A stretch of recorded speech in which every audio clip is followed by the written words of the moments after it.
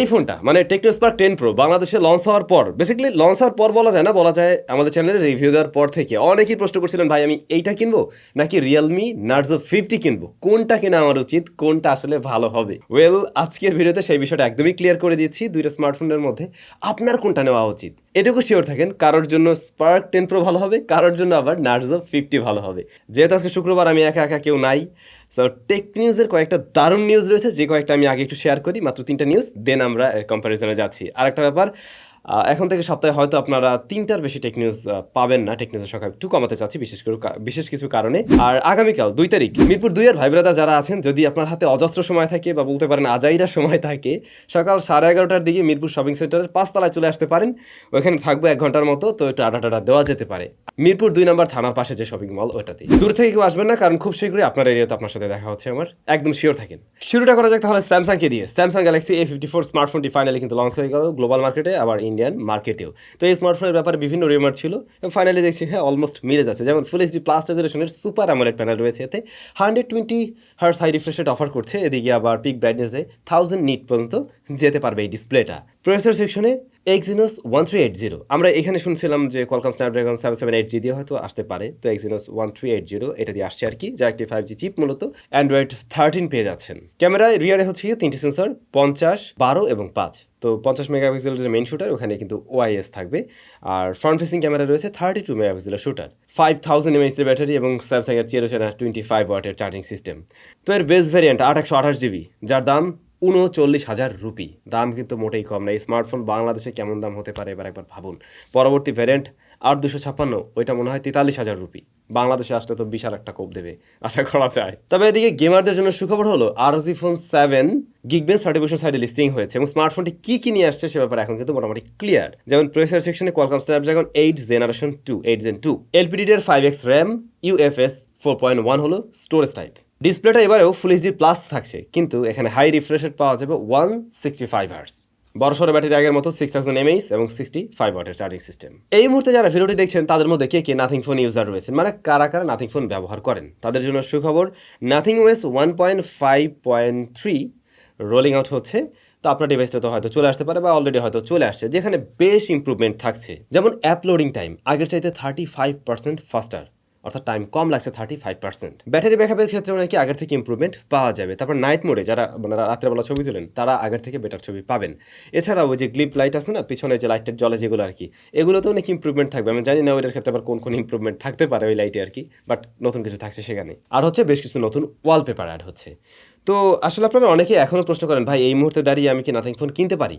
আপনারা অবশ্যই আজকের ভিডিওতে একটু কমেন্ট করে জানাবেন নাথিং ফোন 1 নিয়ে আমরা এই মুহূর্তে আরেকটা ভিডিও নিয়ে আসবো কিনা, যে এতদিন পরে এই ফোনটার অবস্থা কি, তাহলে নতুন একটা ভিডিও দেওয়া যেতে পারে। কমেন্ট করে জানান। আচ্ছা, টেক নিউজের পার্ট শেষ। আমরা এবারে নার্জো 50-র সাথে টেকনো স্পার্ক 10 প্রোকে একটু কম্পেয়ার করে দেখি কার কোনটা আসলে নেওয়া উচিত।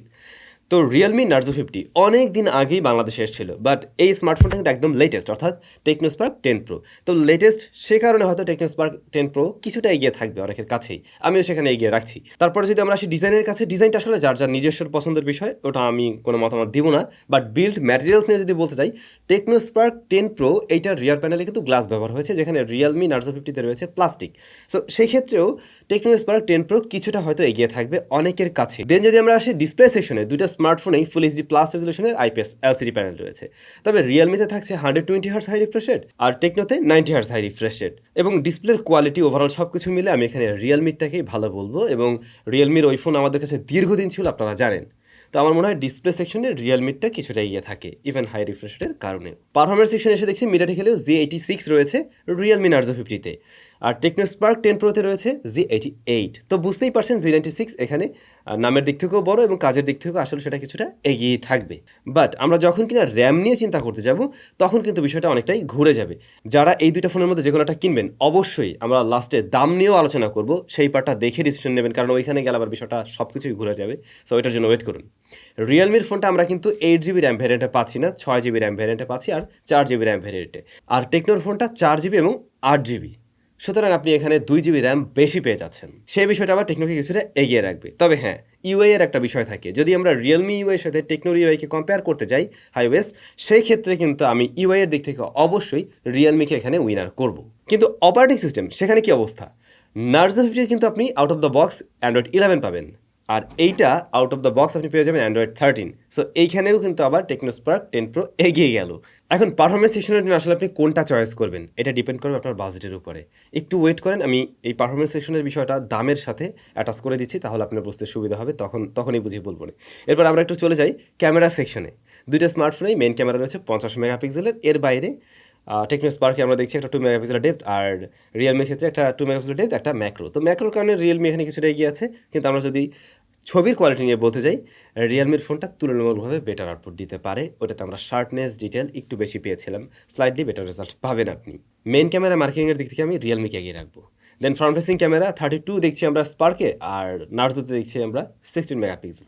বাট 16 হলেও নার্জোর ফ্রন্ট ফেসিং ক্যামেরাটাও ভালো, এখানেও উইনার থাকবে রিয়েলমি। দেন ব্যাটারি, রিয়েলমিতে রয়েছে 5000 mAh এর ব্যাটারি এবং 33 ওয়াটের চার্জিং সিস্টেম। স্পার্কে রয়েছে 5000 mAh এর ব্যাটারি বাট 18 ওয়াটের চার্জিং সিস্টেম। রিয়েলমির তুলনায় আমরা ব্যাটারি ব্যাকআপ কিছুটা বেশি পাবো স্পার্কে, বাট স্পার্ক চার্জ করতে একটু বেশি সময় লেগে যায়। তো চার্জারের কারণে কিন্তু রিয়েলমি উইনার। আবার যদি আপনি ব্যাটারি ব্যাকআপ নিয়ে বলতে চান, সেই ক্ষেত্রে এখানে স্পার্ক উইনার। সো আশা করছি মোটামুটি বিষয়গুলো বুঝতে পারছেন। দুইটা স্মার্টফোন কেউ কোনো জায়গায় এগিয়ে আছে, কেউ একটু পিছিয়ে আছে, মানে দুটোই হাড্ডাহাড্ডি লড়াই করছে, এক একজন এক এক জায়গায় উইনার। তাহলে আমি যদি দামের বিষয়ে আসি, দেখুন নার্জো 50 যখন কিনা বাংলাদেশে লঞ্চ হয়েছিল 16,000-এ মনে হয় লঞ্চ হয়েছিল, 464 GB ভ্যারিয়েন্ট। বাট ওইটারই দাম বেড়ে একটা পর্যায়ে সেটা 19,000-এর কাছাকাছি চলে আসছে। আমরা 4GB 128GB ভ্যারিয়েন্ট স্পার্ক রেটটাই কিনতে পারছি কিন্তু এই মুহূর্তে 15,690 টাকাতে। সুতরাং দামের কারণে এবং স্টোরেজ আর র্যাম ভ্যারিয়েন্টের কারণে এখানে কিন্তু স্পার্ক এগিয়ে গেছে, এটুকু আপনাকে মানতেই হবে। অর্থাৎ 16,000 দিয়ে যদি কিনেন, এইটাই আপনার জন্য অপশন। রিয়েলমি তখন আপনি নিতে পারবেন না কোনোভাবে, কারণ ওটা কিনতে গেলে আপনাকে আরও 2-3 হাজার টাকা বাড়াতে হবে। এবারে যদি কিনে আমরা 18,000 প্লাস বাজেট করে ফেলি, হ্যাঁ সেই ক্ষেত্রে কিন্তু রিয়েলমির ফোনটা আমরা পেয়ে গেলাম। কিন্তু আমরা পাবো কোনটা অফিসিয়ালভাবে? 4GB RAM variant. But spark আবার এই জায়গায় এসে খেলে দিয়েছে র্যাম দিয়ে, তখন সে র্যাম দিচ্ছে 8GB। এখন যদি মাল্টিটাস্কিংয়ের কথা চিন্তা করি, হ্যাঁ মাল্টিটাস্কিংয়ে কিছুটা এগিয়ে থাকবে, কিন্তু অবশ্যই স্পার্কের এই ফোনটা। আপনাকে ভাবতে হবে আমি কি মানে গেমিংই করি কিনা, নাকি আমি একসাথে অনেক ভারী ভারী অ্যাপ্লিকেশন নিয়েও কাজ করি। যদি এরকমটা হয়, আমি একটা টাইম অনেকগুলো ভারী অ্যাপ্লিকেশন নিয়ে কাজ করি এবং মাঝে মধ্যেও গেমিং করি, দেন আপনি স্পার্কে যান। আর যদি এরকমটা হয়ে থাকে যে না, আমার মেইন টার্গেট আমি গেমিংয়েই করবো এবং একসাথে অনেকগুলো অ্যাপস নিয়ে আমি কাজ করি না, আমার 3-4টা অ্যাপস নিয়ে কাজ করলেও হয়ে যায়, আমার র্যামটা অনেক বেশি প্রয়োজন নেই, দেন আপনার জন্য অবশ্যই নার্জো 50টাই ভালো হবে। আবার এখানে আরও একটা প্রশ্ন থেকে যায়, আমি যদি আনঅফিসিয়াল কিনি, হ্যাঁ আনঅফিসিয়ালটা 6GB ভ্যারিয়েন্ট আপনি হয়তো এরকম বাজেটেই পেয়ে যাবেন। তো আনঅফিসিয়াল আর অফিসিয়াল আসলে কম্পেয়ার করার কোনো মানেই হয় না, দুইটা দুই জিনিস হয়ে যাবে, এটা তো আপনারাও জানেন। একটা অফিসিয়াল ওয়ারেন্টি রয়েছে, আর একটা কোনো ওয়ারেন্টিই নেই। সো এই তো, এখন আপনাকে এভাবে চিন্তা করতে হবে, আমার বাজেট যদি 18,000 প্লাস বা 18,000 আশেপাশে হয়ে থাকে এবং আমি 4GB র্যাম নিয়েই সন্তুষ্ট থাকতে পারবো, তাতে সমস্যা নেই। সেই সাথে আমার ভালো একটা ক্যামেরাও দরকার, তখন আপনি রিয়েলমির ফোনটাই চয়েস করবেন।